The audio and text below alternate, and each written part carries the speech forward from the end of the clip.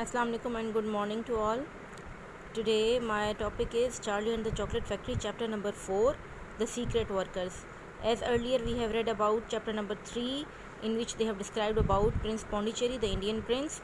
Now in chapter number 4, Grandpa Joe, as he was telling Mr. Willy Wonka's story to Charlie, now he is telling Charlie that at that time when Mr. Willy Wonka was world famous in chocolate making, in making different types of inventions about regarding chocolate, so at that time all the other chocolate makers of that time, they became jealous with Mr. Willy Wonka, and what they did, they started to copy the things that Mr. Willy Wonka had invented at that time. For example, they have over there they have said then Mr. Prodnose factory. Mr. Prodnose, he also made a chewing gum that never lost its flavor.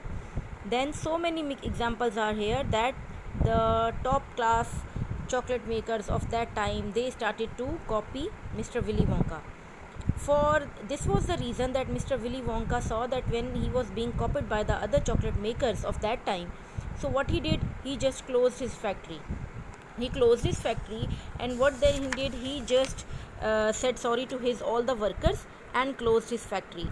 Then after so many months, what happened, that the people had seen the smoke was aroma, and smoke was coming from the chimneys of the Willy Wonka's factory, and people became very happy that Mr. Willy Wonka had again started making the chocolates, and again the work has been started in his factory.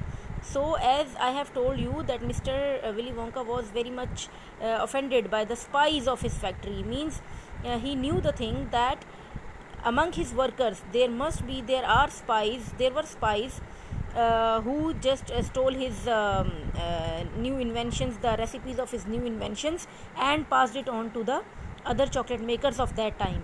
So that's why Mr. Willy Wonka decided to close his factory, and he fired all the workers of that time as well. But after so many months, what happened, that one evening when Mr. Bucket, when he came back home in one evening, then he showed one newspaper in which it was written that Wonka's factory to be opened at last to lucky few. Means finally he decided to open his factory to a lucky few people. Now your task is that you have to write down the summary of this chapter in your own words. At least your words should be 50 to 60. Thanks, stay blessed.